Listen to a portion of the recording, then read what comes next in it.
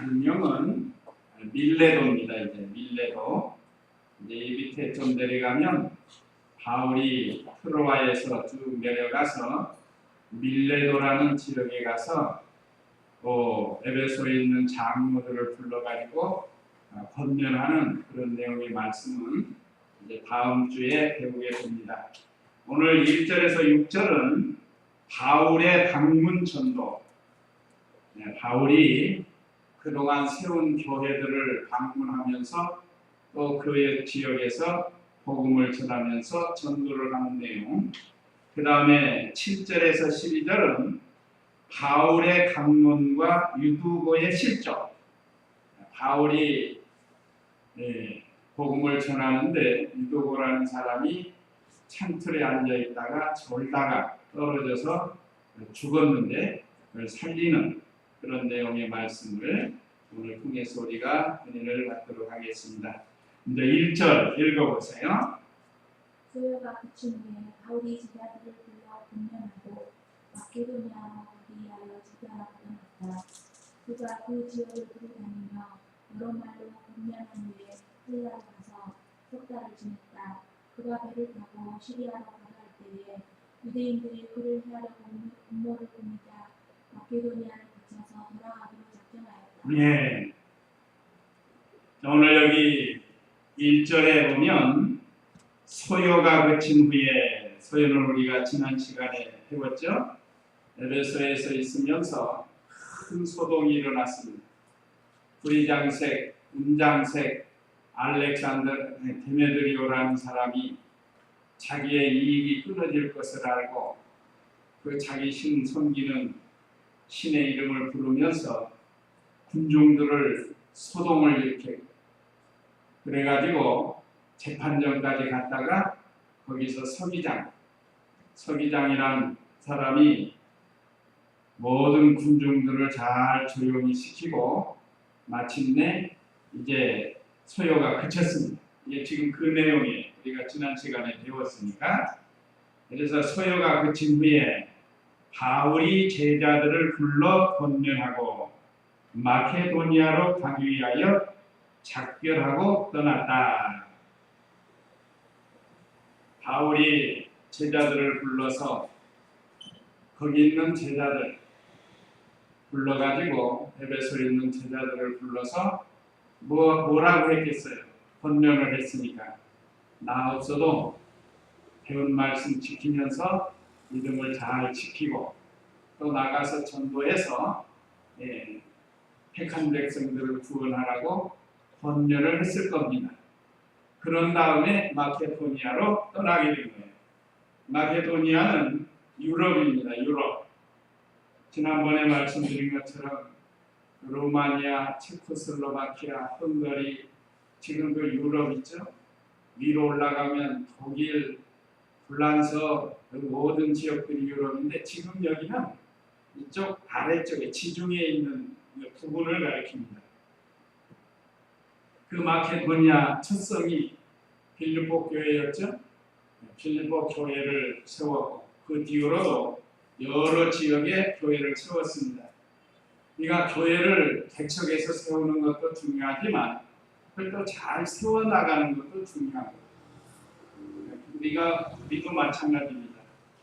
우리도 이것에 우리 중마동 교회가 개척이 됐고 또 우리가 은혜를 받고 믿음 생활하는데 여기서 우리도 또 잘 세워나가야 돼요. 우리 자신도 세워나가고 자라나는 걸 가르칩니다. 또 양적으로도 자라나도록 우리가 이렇게 믿음을 지켜야 됩니다. 그러니까 바울은 이미 세워진 교회들을 돌아보면서 전도여행이라고 하죠. 전도여행. 지금 전도여행이 몇 차라고요? 3차예요. 3차 전도여행을 하고 있는 것.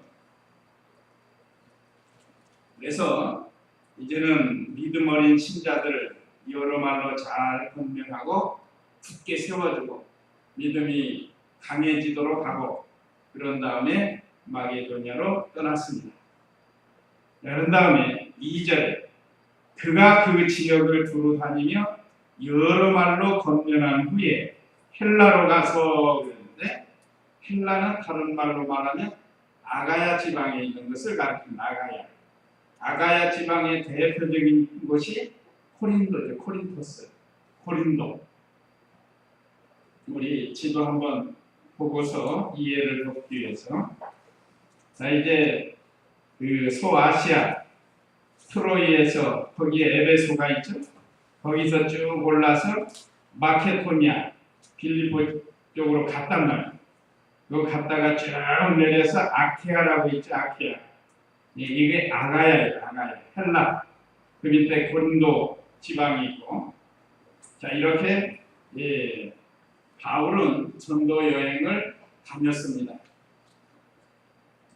그래서 이번에는 헬라로 가서 여러 지역을 다니면서 하나님의 말씀으로 권면하고 믿음이 연약한 성도들을 잘 세워줘.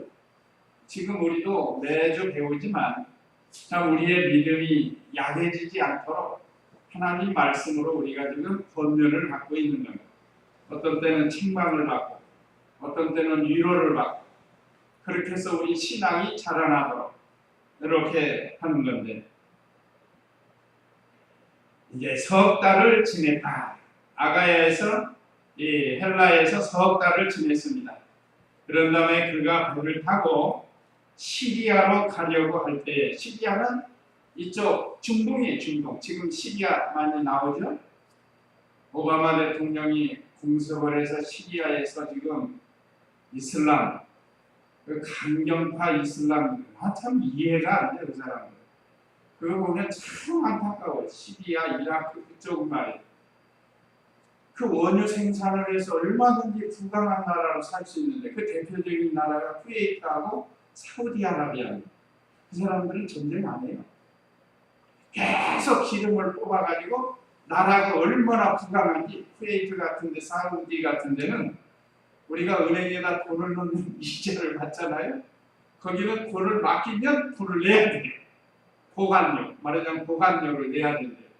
그래 얼마나 돈이 많으면 은행에서 말하자면 돈을 맡아놓고 맡겨줬으니까 돈을 내야 돼요. 은행 사용료를 내는 거예요. 자, 이 비교 한번 해보세요. 그렇다고 해서 이라크나 시리아가 기름이 안 나는 나라가 아니에요. 영토로 보면은 쿠웨이트는 우리나라 제주도 같이 생겼다. 쿠웨이트 나라가 크지도 않아요. 그런데도 세계에서 제일 GNP가 높은 나라가 쿠웨이트, 사우디아라비아라고 그러잖아요. 거기는 전쟁 안 합니다. 왜 그것을 못 배우는지, 이슬람 이 교도들 같은 이슬람 국가인데도 이쪽은 아주 강경파들이에요. 그래서 자살 폭탄 테러도 많이 하고 왜 그렇게 대적을 하는지. 우리 성경적으로 보면 적그리스도들, 우리 기독교를 대적하는 세력들. 그로 인해서 얼마나 많은 민간인들이 죽었어요. 이번에 그 사람들 한마디 했죠. 만약에 미국이 공습할 때 도와주는 나라 테러하겠다. 세계에다가 지금 말하자면 공갈 협박을 하는 거예요. 실제로 그렇게 할지도 모르겠어요. 지금 오늘 여기 시리아라는 곳이 나와서 제가 지금 말씀을 드린 건데, 시리아도 얼마든지 잘 살 수 있는 나라인데 지도자 잘못 만나가지고 이렇게 고통을 당해요. 그래서 실제로 이라크는 우리가 이 오래 후세인 때부터 들었잖아요. 그래서 이라크에 가보면요, 이 불구지 않은 사람이 거의 없대요. 또 전쟁 많이 해가 애들이 또 폭탄 갖고 놀다가 폭발해서 손발 다 달아나 불구자. 참 안타까운 일이에요. 여기 오늘 시리아 말씀이 있어서 참 이들이 정치만 바로 했고 좋은 지도자 만났으면 사우디나 쿠웨이트처럼 부를 누리면서 살 수 있었던 그런 나라인데, 그래서 우리도 이 지도자들을 위해서 기도를 많이 해야 됩니다. 이복도 보세요. 이복도.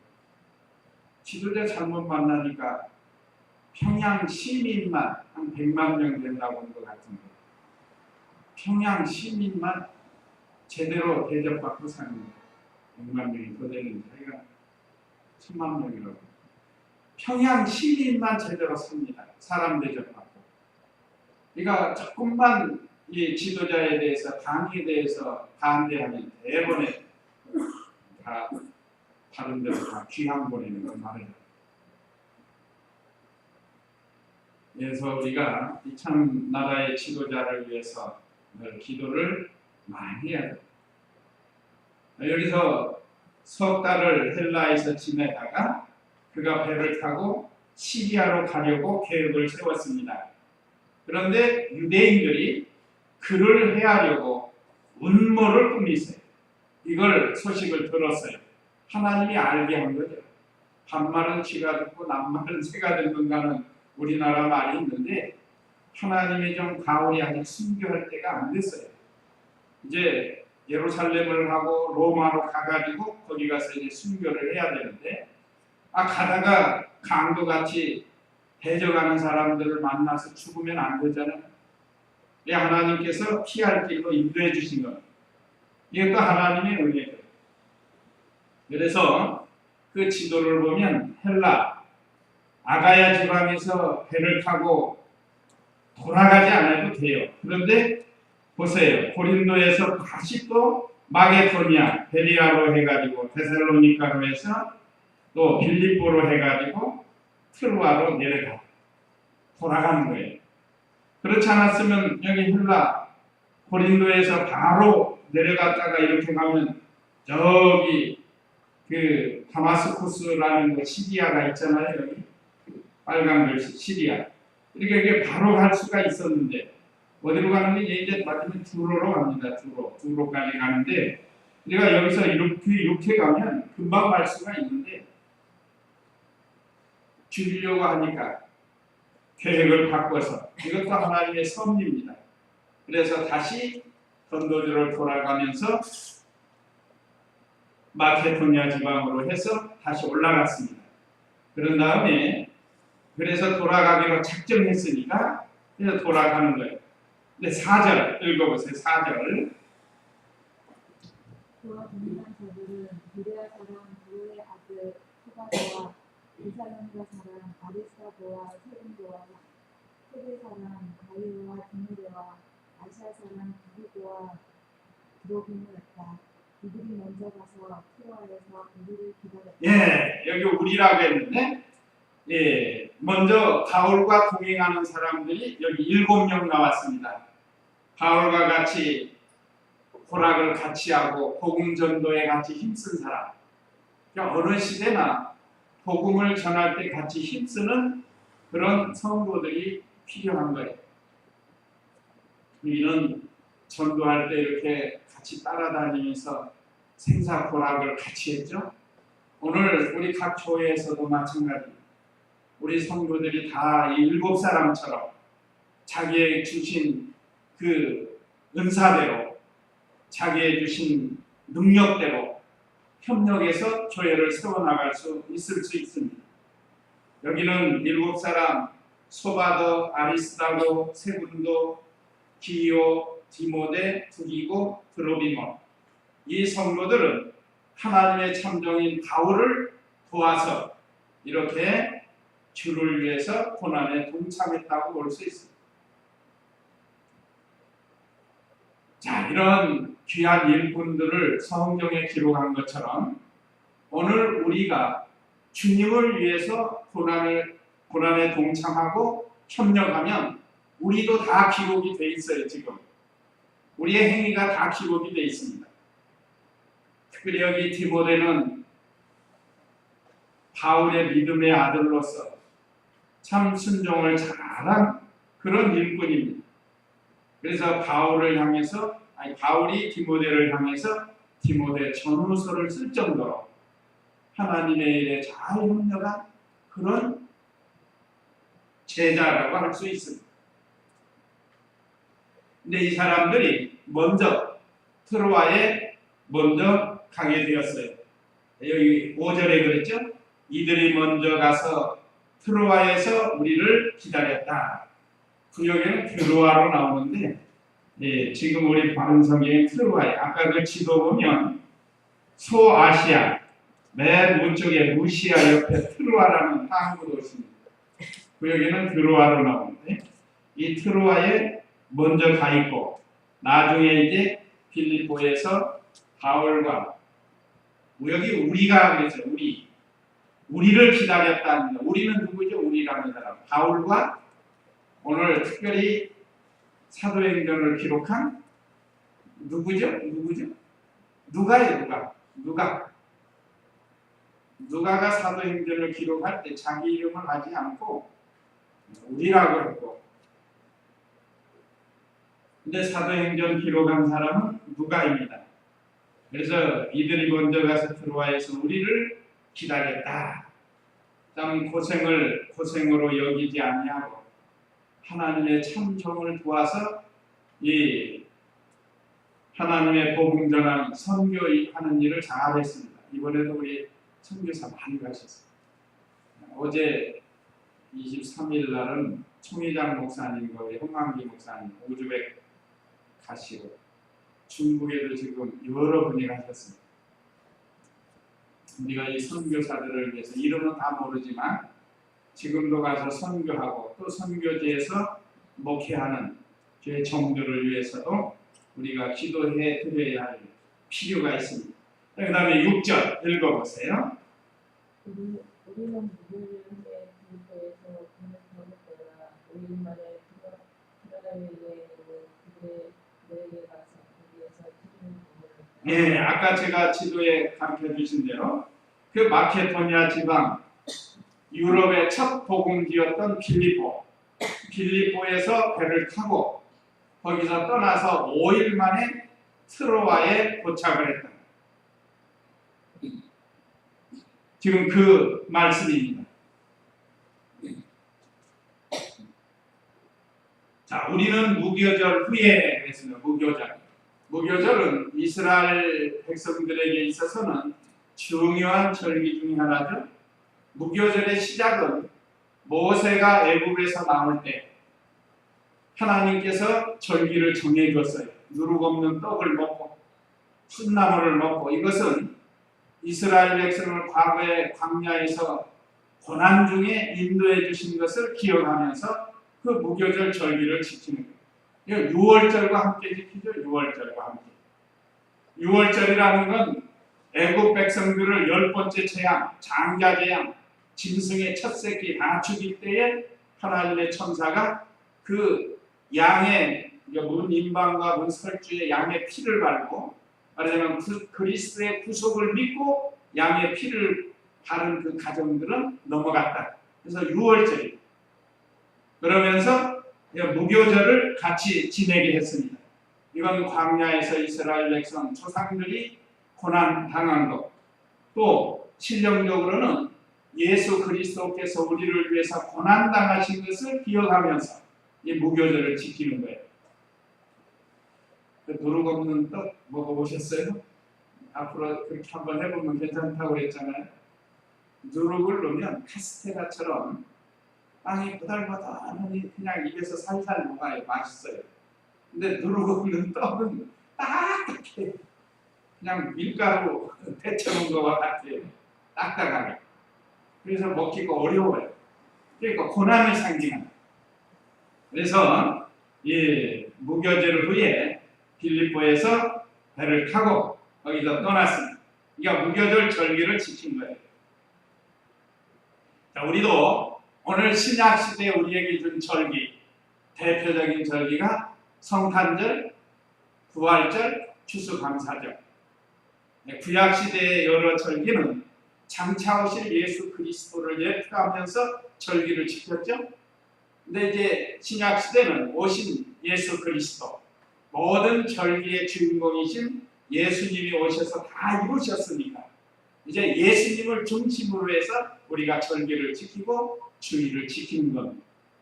구약 시대에는 토요일을 지켰지만 오늘 여기 본문에도 사도들이 주일을 지켰어요. 그래서 이 바울이 그 일행과 함께 빌립보에서 배를 타고 떠나서 5일 만에 트로아에 있는 그들에게 가서 거기서 7일을 머물렀다. 7일 동안 머물면서 또 사경회를 한 거예요. 이제 그 밑에 7절 이하에 보면 사경회를 하는 기간에 7일 동안 머무는 동안에 말하자면 요즘 말하면 사경회 하는 거예요. 하나님 말씀 증거를 한 겁니다. 그래서 7절 읽어보세요. 주간의 첫날에 우리가 빵을 들고 함께 모였을 때 바울이 그들에게 강론하였는데 그가 이튿날 떠나고자 하여 한밤중까지 말을 계속하였다. 우리가 모인 다락방에는 많은 불들이 켜져 있었다. 네. 자, 주간의 첫날, 7일째 이제 7일 있는 그 주간 첫날, 여기는 토요일 지나고 주일날을 가리킵니다. 주간의 첫날은 주일날이에요. 그래서 옛날에는 달력이 주일날이 맨 끝에 있었죠. 근데 지금은 처음에 시작하는 거예요.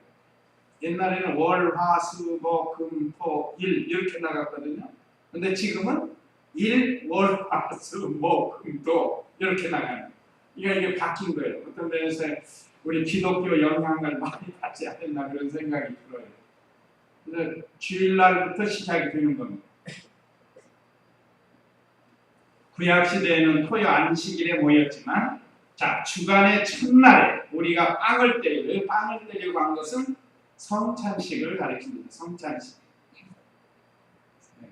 초대교회나 그 후 교부시대 같은 때에는 성찬식을 자주 했어요. 자주 했는데 이제 오랜 세월 후에 우리 오늘 이 시대에는 1년에 한두 번, 자주 오면 3번 하는 데도 있고 우리는 2번 합니다. 2번. 1년에 2번 하게 되는데 성찬식. 왜 그런가 하면 처음 전도받아서 6개월 동안 신앙생활 잘하면 그 사람에게 학습을 하고 또 1년 합쳐서 이제 1년 동안 잘하면 스트레를 주니까 그래서 우리는 이렇게 정해서 지금은 1년에 우리가 2번 성찬식을 하게 되는데 자, 여기 주간 첫날에 우리가 빵을 떼려고 함께 모였을 때에 지금 이 내용은 어디서 하는 거죠? 트로아 지방에서 하는 거예요. 트로아 지방에서 하는 건데 바울이 그들에게 강론하였는데 그래서 우리도 연말 사경회 할 때 우리 이 목사님 하실 때 그 전에 성찬식 하셔요. 그러면 하나님의 종들 목사님들 쭉 나와가지고 많으니까 교인이 많잖아요. 그럼 쭉 나눠가지고 그 많은 회중에게 성찬식을 하는 그런 경우를 봤습니다. 처음 새해 시작하는 그 즈음에서 성찬식을 이렇게 하는 거 봤는데 여기서도 바울이 그들에게 강론하였는데 말하자면 하나님의 말씀을 증거했다. 그가 이튿날 떠나고자 하여 한밤중까지 말을 계속하였다. 이제 사경회를 하다 보니까 오래됐다. 마지막 날이 돼서 이제 밤이 지나면 떠나야 된다. 이튿날 떠나야 된다. 어떻게 해서든지 하나님의 말씀을 전해주려고 밤중까지 하나님이 주신 은혜대로 복음을 많이 전했습니다. 자, 모아놓고 예배를 드리고 성찬식을 하고 이것이 초대교회 주일날이 점점 변형이 된 거예요. 그 이전에는 안식일을 지키다가 이스라엘 백성들이 그러다가 이제 주님이 오셔서 부활하신 날이고 또 성령께서 강림하신 날이고 또 성부께서는 말씀을 주신 날이기 때문에 그래서 우리는 이 주일날을 지키게 됩니다. 안식교에서는 지금도 거의 안식 지켜요. 성경대로 한다고. 그러나 하나님께서 말씀의 예언을 주셨는데 어느 날을 새로 주신다고 했는데 그 날이 바로 우리의 주일날입니다. 그래서 이제 이튿날 트로아를 떠나야 하니까 사경의 마지막 날 밤중까지 하나님의 말씀을 강론했습니다. 특별히 성찬식 하는 거, 떡을 떼는 거, 이게 신령한 뜻이 뭔가 하면 그리스도와 함께 참여하는 거예요. 자, 예수님이 친히 성찬식 제정하셨죠? 마태복음 26장 26절에서 떡을 떼시며 또는 지금 바른성에 빵을 떼시며 이것을 먹으라. 이것은 너희를 위하는 내 몸이다. 또 잔을 주시고 이것을 마셔라. 이것은 너희를 위한 내 피라고 하셨다. 그러니까 그리스도의 몸에 참여하는 것이 성찬식. 그냥 뭐 괜히 잔이나 마시고 빵이나 먹고 그러는 게 아니고 예수님이 나를 위해서 이렇게 몸 버려 피 흘려 나를 구속해 주셨다. 참 감사합니다. 또 그리스도의 생명과 연합이 됩니다. 연합. 그래서 성찬식은 참으로 귀한 겁니다. 그리스도의 생명과 내가 연합이 되는 그런 성찬식. 자, 이들이 이제 떠날 날이 얼마 안 되니까 이렇게 밤중까지 말씀을 증거하고 있습니다. 또 거기에 모인 사람들이 사모하면서 기다리고, 우리나라 사람들은 성도들이 지금 자주 이 말씀을 배우니까 귀한 줄 모르는데 중국이나 이런 다른 나라에 가서 복음을 전하면 뭐 3시간, 4시간, 5시간 막 강론을 해도 뭐 끔찍한 거 듣고 나중에 더 들려달라고 그러는데 들어보지 못한 거니까 우리는 늘 먹으니까 별거 아닌 것 같이 생각할 수 있는데 사실은 그게 아니고 얼마나 그 사람들이 사모하는데 여기도 마찬가지입니다. 이제 이튿날 바울이 떠나면 바울이 언제 와서 또 이 귀한 복음을 진리의 말씀을 증거해 줄지 모르니까 이 사람들이 놓치지 않고 부지런히 말씀을 배운 거예요. 우리가 이런 면은 본받아야 됩니다. 우리에게 건강 주시고 시간 줬을 때 부지런히 하나님께 나와서 예배드리면서 하나님 말씀을 받고 또 그 말씀을 책임질하면서 잘 순종해서 열매를 맺혀야 돼요.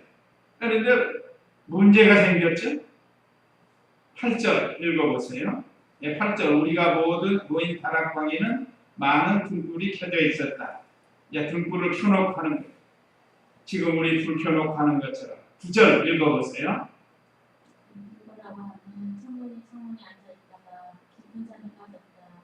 바울이 더 오랫동안 방문하니 그가 잠을 이기지 못하여 3층에서 아래로 떨어졌는데 일어보니 죽어 있었다. 예. 많은 사람들이 모여서 앉을 자리가 없었던 모양. 근데 창터에 앉아있다가 3층쯤 된다. 거기에 앉아있다가 그냥 밤늦게까지 하니까 이 사람이 졸았어요. 근데 사람이 정신 바짝 차려서 사모하는 마음으로 졸지 말고 예배를 드려야 되는데 있다 보니까 졸려가지고 3층에서 떨어졌는데 죽었어요. 이게 얼마나 큰 난리가 나겠어요. 유두고라고 하는 청년이 창문에 앉아있다가 깊은 잠에 빠졌다. 바울이 더 오랫동안 강요하니 그가 잠을 이기지 못하여 3층에서 아래로 떨어졌는데 이렇게 보니 죽어 있었다. 이건 축복 속에 큰 시험이 들어온 겁니다. 지금 하나님의 말씀을 받는 게 은혜 속에 마귀의 역사가 들어온 거예요. 우리도 하나님 앞에 예배드리면서 또 이런 하나님 은혜 속에 마귀의 역사가 일어나지 않도록 그래서 우리가 기도하면서 예배를 드리는 겁니다. 그러면 이 유두고가 왜 창에서 떨어져 죽게 되었는가? 그 원인. 첫째는 창에 걸터 앉았다고 했습니다. 걸터 앉아. 한번 상상에 올려놓고 창가에 또 걸터 앉아 있으면 지금 이 아래층하고 우리 하면 여기도 한 3층어치 앉아도 상당히 높잖아요. 걸터 앉은 게 잘못이라는 거예요. 이건 하나님 앞에 다르지 못하는 태도예요. 어떻게든지 바로 앉아서 하나님의 말씀을 사모하고 하나님의 말씀을 들어야 되는데 사모하는 마음이 없는 거예요. 하나님 경외하는 태도도 아닌 거예요. 그러니까 걸쳐 앉아 있죠. 그래서 우리는 예배드릴 때 언제나 단정하게 하나님 앞에 예배를 드려야 된다. 내가 지금 하나님께 예배 드리는 거니까. 또 두 번째는 절고 잠든 것입니다. 절고 잠든 것이 이 유도고의 실족이 되는 원인이 되었습니다. 몸도 졸지만 심령 상태가 졸다. 은혜를 못 받는 거죠. 그래서 어떤 사람들은 교회 가도 재미가 없다 하는 사람이 있어요. 재미가 없다. 왜냐면 심령이 졸기 때문에 그래요. 네가 우리 성도는 언제나 졸리지 않도록 해야 돼. 몸이 너무 괴로울 때는 이 잠이 올 수밖에 없는데 그래도 우리가 정신을 바짝 차려서 예배드리도록 힘을 써야 됩니다. 근데 어떤 분들은 또 성도들 졸지 않게 하려고 막 코미디처럼 웃기가 가면서는 그런 경우도 있는데 그건 또 사람 앞에 예배 드리는 것이 되고 말아요. 물론 강연 같은 거하고는 다릅니다. 강연할 때는 재밌게 할 수 있어요. 그렇지만 예배는 그렇지 않습니다. 예배는 언제나 대상이 하나님이에요. 강연은 대상이 사람이에요. 그러니까 사람에게 할 때는 좀 에피소드도 할 수 있고 하지만 예배는 그렇게 해서는 안 된다는 거죠. 언제나 예배는 경건하게 하나님의 말씀을 잘 선포해야 됩니다. 그 다음에 세 번째는 삼가 조심하지 않는. 조심했더라면 이런 일이 없죠. 그러니까 우리가 조심하지 않으면 마귀가 이렇게 우리를 졸게도 하고 은혜도 못 받게 하고 그렇게 해서 실족하게 만든다. 오히려 시험이 들고 만드는 것. 그래서 우리는 이 유두고와 같은 이런 실족하지 않도록 늘 깨어서 믿음을 잘 지켜야 되겠습니다. 이게 죽었으니 얼마나 큰 일이겠어요. 일으켜 보니까 완전히 죽었어요. 이거 죽은 거예요. 숨이 있는 게 아닙니다. 그런데 하나님께서 바울을 통해서 유두고를 소생케 합니다. 10절 읽어보세요. 바울이 내려가서 그에게 엎드려 그를 끌어안고 말하기를 소란하게 하지 마라. 그의 목숨이 그에게 있다라고 하였다. 바울이 올라가 빵을 떼어 먹으며 날이 셀 때까지 오랫동안 이야기한 후에 떠나고 예, 바울이 내려가서 강단에서 설교하다가 지금 사람이 떨어져 죽었다고 소란이 일어나니까 먼저 가서 바울은 당황하지는 않았습니다. 그래서 엎드려서 그를 끌어안고 말하기를 소란하게 하지 말고 떠들지 말고 소동하지 말라는 거예요. 그의 목숨이 그에게 있다. 사실은 죽었어요. 그런데 바울은 성령의 감동으로 하나님이 그를 살려줄 것을 믿었기 때문에 그의 목숨이 그에게 있다 하고 말할 수 있었던 겁니다. 하나님께서 바울에게 감동을 주신 거죠. 그리고 그를 위해서 간절히 기도하니까 그가 살아났어요. 이게 얼마나 큰 놀라운 역사예요. 은혜 속에 마귀의 역사가 있었고 마귀의 역사 속에 다시 또 은혜가 있었습니다. 그러니까 마귀는 어떻게든지 교회에 손해를 주려고 하고 주님의 일에 손해를 주려고 하고 있지만 하나님께 이용당한 바울은 오히려 주님을 의지해서 더 놀라운 은혜의 역사가 있었어요. 자, 죽은 사람 살아난 것이 얼마나 더 놀라운 일이겠어요. 그렇죠? 그래서 많은 사람들이 더 주님 앞에 올 수가 있었을 것입니다. 그래서 11절에 바울이 올라가 빵을 떼어 먹으며 날이 셀 때까지 오랫동안 이야기한 후에 떠나갔다. 바울은 조금도 당황하지 아니하고 이렇게 하나님의 절대 주권을 믿고 죽고 사는 게 하나님께 있는 걸 알고 또 성령의 감동을 그대로 믿고 그 죽은 유두고를 살렸습니다. 자, 우리가 예배드리다가 무슨 큰 난리가 났다. 그럴 때 지나치게 당황할 필요가 없다는 거죠. 뭐 옆에서 무슨 큰 난리가 났어도 당황하지 말라는 거예요. 저 바울처럼 담대하게 하나님의 주권을 믿고 믿음을 지키라는 거예요. 그래서 하나님의 놀라운 은혜와 역사로 죽은 유두고를 살리게 되었습니다. 참 하나님이 불쌍히 여겨주신 거예요. 또 그 지금 말하자면 사경이 하는 기간이고 마지막 날인데 마지막 날에 더 큰 은혜가 임해야 되는데 사람이 죽었다고 하면 어떻게 될까요? 지금도 오늘날도 예배드리러 가다가 죽었다. 그러면 그 가족들 웬만한 사람들 시험이 들어가지고요. 아, 하나님이 계신다면 이럴 수가 있느냐. 그래서 시험 든 사람들이 있어요.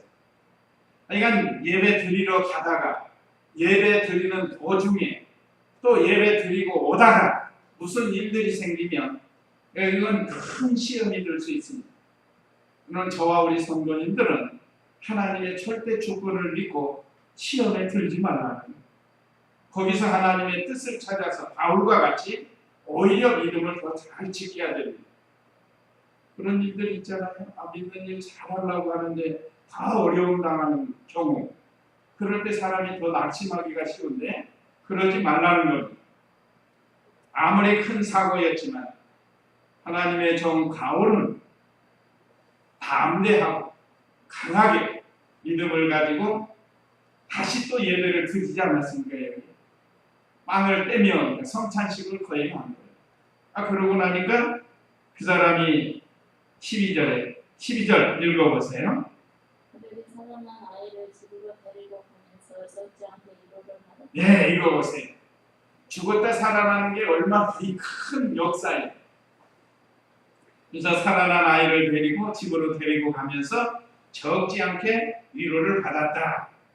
하나님께서는 이 유도고 사건을 통해서 좀 더 주님을 가까이 할 수 있고 주님의 놀라운 은혜와 능력을 대답해 주셨습니다.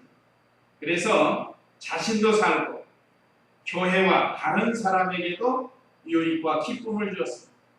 우리가 믿음이 어떤 믿음이 되어야 되는가를 오늘 여기서 가르쳐주고, 또 우리가 믿음 지키다가 실족하는 사람이 있어요. 아까 말씀드린 것처럼 시험 들어서 실족하는 경험이 있습니다. 그럴 때라도 그 사람이 잘됐다, 잘 나갔다 이렇게 하지 말고 그 사람을 위해서 기도하고 어떻게 해야되는지 그 사람이 다시 믿음 생활 잘할 수 있도록 우리가 옆에서 기도하면서 협력을 잘 해주고 또 위로도 해주고 권면도 해줘야 된다는 것을 오늘 이 사건을 통해서 우리에게 은혜를 주신 겁니다. 그래서 오늘 우리에게 주시는 이 귀한 말씀, 사도 바울이 여러 곳을 다니면서 세운 교회들 복음을 전하고, 또 하나님께서 그 원수들이 죽이려고 할 때 피할 길로 인도해 주시고, 또 트로아에서는 복음을 전하다가 유도두고라는 청년이 떨어져 죽었지만 하나님의 놀라운 역사로 살려주신 것을 통해서 우리도 바울과 같이 담대한 믿음을 가지고 복음을 전하는 그런 우리가 되어야 되겠습니다. 이제 이 말씀 기억하시고 우리 다 같이 잠시 기도하겠습니다.